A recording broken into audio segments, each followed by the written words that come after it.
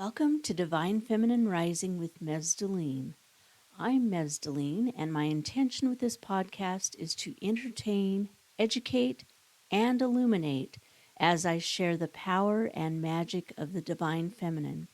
Thank you so much for being here. I'm grateful for your time and attention. Today I want to talk about being present in our lives, and this episode was inspired by a friend of mine who took a leave of absence of my dance troupe because she wanted to be more present in her life for some upcoming family events that were going to happen. And that just really got me thinking and contemplating, what does being present mean? How have I learned about that in my own life? And how, when we are present, we are in our power. And when we're not present, we're not in our power. So being present is about being present for individuals in your life, for instance, or your job or whatever. But more importantly, it's being present for yourself and staying conscious. So when I was an abused child, I was a daydreamer. And I learned how to dissociate. And that's, I think, part of what daydreaming was about, imagining being somewhere else. And so I became very adept at leaving my physical body and going to spirit for periods of time as a coping mechanism because being present was too painful. And I'm sure that some of you can relate to this. So the lack of presence in my life became a default of self-protection. And that continued into adulthood, even when there was no abuse present. It became a way of avoidance because if I were present, I couldn't avoid the truth of my own soul, right? I could continue to pretend that things were all right even when they weren't. So this kept me powerless over my own life. Being present means paying attention. It means listening to your own intuition, listening to your inner guidance. And so when you're not present, you're not paying attention, right? You're not listening to yourself. So my dear friend Karen, many years ago, she called it staying conscious. And she helped me see where I was unconscious in my life, which kept me from the healing that I so desperately wanted to feel. So I'm going to give you a few examples of not being present and then some ideas about how to start being more present in your life. I met this woman one time, and she actually hired me to be the minister for her wedding. And she was somebody I didn't know at all, and we talked a bit because I always interview people before I create a ceremony for their wedding. And she told me that she had married 6 alcoholics. And this new guy, he was also an alcoholic. And she was just, blasé about it. And I just kind of sat there, and inside I'm shaking my head like, what's going on? And this is a person who was making the same choice repeatedly, perhaps the same mistake, or perhaps it was just a repeated choice because she wasn't learning what she needed to learn or whatever. And she wasn't staying conscious. If she were conscious and present in her life, she would see the truth of the choices that she was making instead of just going through the motions and repeating the same scenario. And perhaps she wouldn't have been married 6 times, okay? So that's one example. And I know that you know people that repeat the same scenario. I think we've all done that at some point in our lives.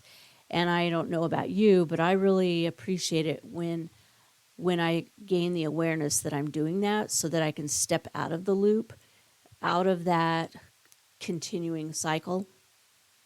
Another example was I do divine feminine retreats, and I had this woman come to the retreat, and she's come to most of them.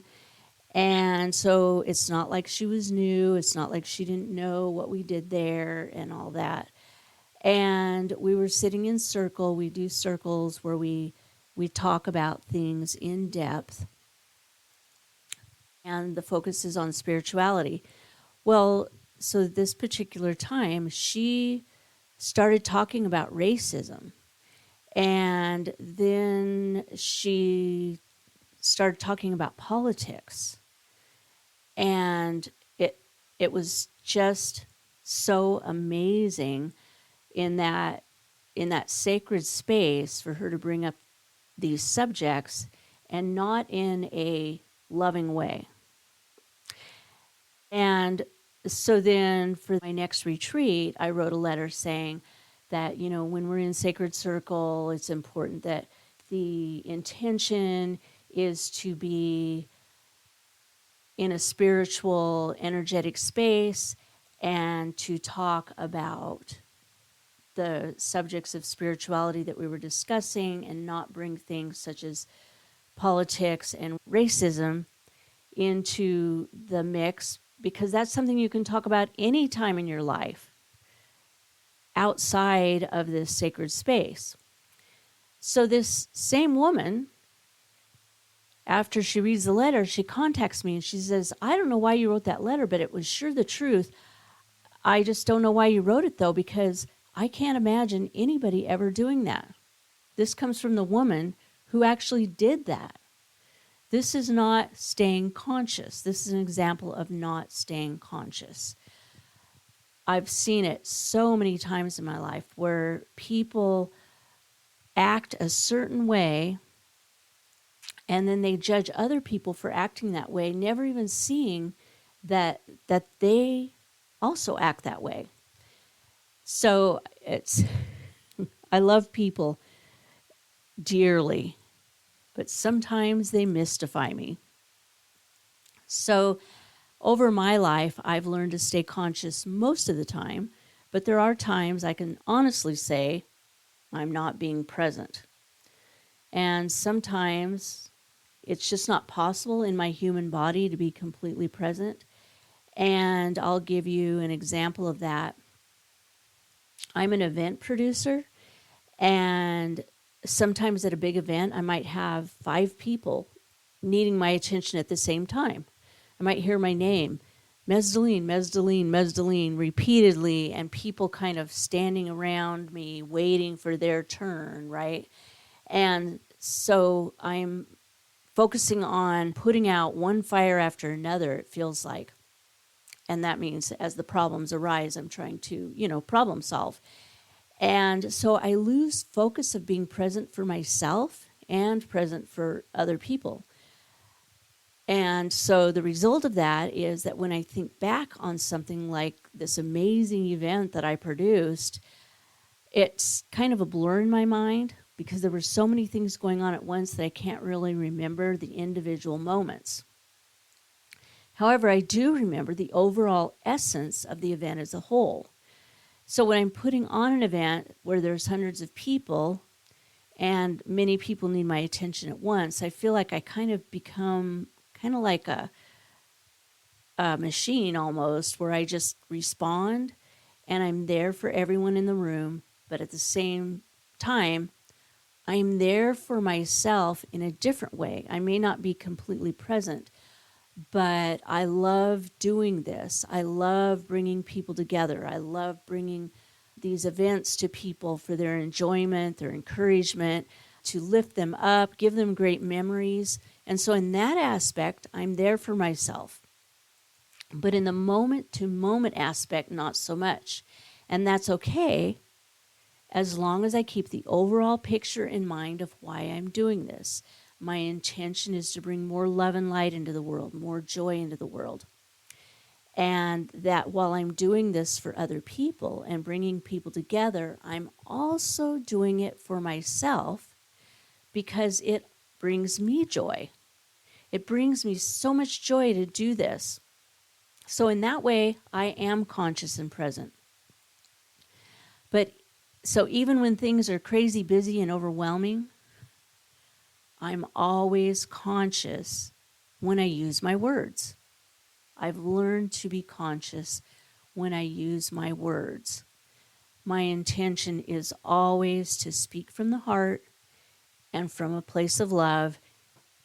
It's extremely important to me to remember to stay conscious of my words and understand that words have power. And so over time, I have had a lot of people come back to me, after periods of time and tell me that what I said really helped them. I even had people tell me that what I said changed their life. And to be honest, I sometimes have no memory of the words that I spoke to them. In fact, I'm going to admit this right now, but sometimes I don't even remember the person. I don't even remember the person who is telling me this. And I have to just accept that what they're saying is the truth. And then usually later it comes back to me like, oh yeah, I remember now, right? But in the moment, I sometimes don't remember the person. I certainly don't remember the words that I said that had such an impact on them. And sometimes that is also because there are moments when it feels like spirit is speaking through me, where words are coming from the source and not from Mesdaline's brain. And when that happens, those words are for the person I'm talking to. That information is for them. It's not for me personally. And so I often don't remember it. So how can you be present in your life? Well, one thing that I learned is about eating. I've always, my entire life, since I was an infant, this is a true story, I've been overweight. And so eating has always been an issue for me. And what I've learned is to stay conscious while I'm eating. Stay conscious. Instead of watching TV or reading, I stay conscious with every bite. And because I started doing that, I stopped gaining weight. I didn't necessarily lose weight, but I stopped gaining weight because I stayed conscious. I wasn't just shoveling food in my mouth to fill the void of emotional distress or whatever. I ate when I was hungry. When my stomach said I'm hungry, I eat. And I eat until I'm no longer hungry. And, as a kid, you're taught eat everything on your plate, clean your plate. You can't leave the table until you clean your plate. And as an adult, I decided better in the garbage than in my belly, right? If I'm full, I stop eating and I throw it away or I save it for later. So that's one example of being conscious. But a really important one is also active listening. I used to be that person that finished other people's sentences. I used to be that person that would listen to people, but at the same time, my brain was on full speed ahead and I was thinking about what I wanted to say, how I wanted to respond. And so I wasn't present in the moment because I was in the future thinking about myself and what I wanted to say. So active listening is sitting and listening to someone, allowing them to finish what they are saying, and then also you can respond back to them, like especially if it's something where they're having a hard time or they're sharing something difficult, or they're asking you to help them problem solve. And I don't ever assume I know what they're saying. Sometimes it's very clear, but sometimes it's not. And so I say, so what I hear you saying is, and then I repeat what I think they're saying. Or I say, is this what I hear you saying? And then I repeat, right? And then they can let me know yes. Or they can say, no, what I meant was this over here. So this is active listening. And along with that is staying conscious of your words, as I talked about before, and think about coming from the heart when you speak instead of the head.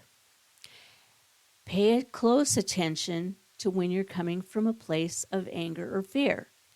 And this applies to everything, not just when you're talking to other people or in relationships or whatever. It's everything. Like when you write an email, when you post something on Facebook, stay in a loving space and stay conscious and present, knowing that your words have impact on other people.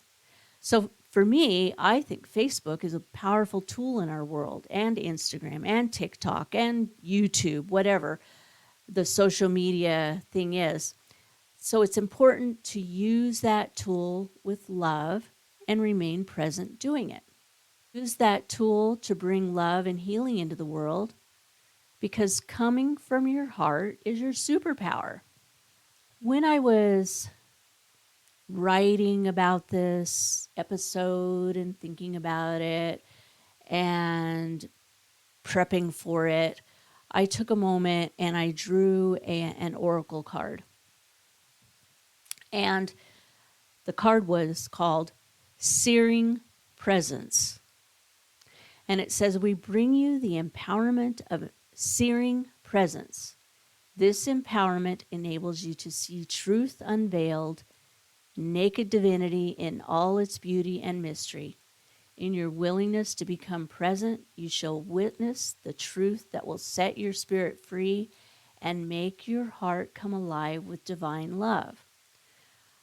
I just love that because, it's called synchronicity. I'm making an episode on presence, being present, and then I draw this card that I don't remember ever seeing before in this deck, searing presence, and it's validating what I'm saying. So the truth is, when you are present, you see a more depth of truth and you see what's really going on in your world. More likely to see any lack of truth or deception. When I look back at my own life, I can see how true this is. There was a time when I was running 3 businesses, teaching belly dance classes in the evening, coaching my son's t-ball team, being a Cub Scout leader for my son and his friends. And it was just like a whirlwind doing all these things. We had a very successful restaurant, a popular rock and gym store. I published an international belly dance magazine. I had a dance studio, and the list goes on, right? So I was going through the motions of life at top speed. I felt like a hamster running on a wheel. And I remember thinking that this isn't my life. It's like, whose life is this? This isn't the life I want, right? And I can see now that I wasn't present in my life. It was a life where I was more focused outside of myself instead of inside. Staying busy like that, and I know you probably have been there yourself. I know you know people who do that. I know I have loved ones that do that. They just keep going, going, going. And that's a way to run from the truth. When you're not present, you can't see the truth as clearly, right? It's also a way to run from the depths of your feelings. And when I look back on that time when I was doing all that stuff, I remember just reaching a point where I felt like I was losing my mind. Like, why was I doing this? Why was I just running and running and running? I felt like I was just missing out on what was really important in life. And I was, in a way. In a way, I was doing all these amazing things, and people loved what I was doing, and it was great. I was having an impact. But for myself, I kind of left myself behind. That's not cool. And so it was during this time that my beautiful friend Karen helped me become more conscious, right? So it was a big truth that I didn't want to look at some things. And long story short, I lost everything. Nobody died, but I lost my house, my businesses, even my car. And so I had to start completely over. And now my life is completely different. And it's the life that I want to live, the life that I feel that I am here to live. I'm more focused inward rather than outward. I follow my divinely feminine guidance. When I was running those 3 businesses and doing all the things, and I was doing all the things for everyone else in my world, I had fallen under the thrall of patriarchy. That's the only way I can describe it. I was living life in a masculine way, which isn't a bad thing if that's what you consciously choose. But I wasn't present and I wasn't conscious. I wasn't looking inside and following my sacred heart guidance. So after losing everything, I had all the time in the world to be present and to listen to my own soul's calling, and I couldn't ignore my own truth. Now I'm living my best life, and while I still have my own business, it's a business where I can be of service, helping people see their own divine truth and their own beautiful and unique light. So following my heart has brought me to a place of not just love, but also of peace. And I want to tell you, I desire that for each of you. My hope is that you learn to follow your own bliss, wherever it leads. And trust me, it might lead you places you never thought of going, like starting a podcast. But wherever it leads you, it will be a beautiful journey. Thank you for joining me today. My mission is to help bring back the balance of the divine feminine to spirituality. Please share my podcasts with anyone who might be interested in the divine feminine and personal empowerment. And if you'd like to connect with me further, feel free to reach out. You can find me at mesdeline.com, Divine Feminine Rising with Mesdeline.com, Mesdeline Bliss, or Mesdeline on Facebook, TikTok, and Instagram. And also, please join my mailing list if you'd like to receive my newsletter. Allow the light of your love to shine. Be the change, lead the way, and always remember your light of love is a needed gift in the world that only you can give.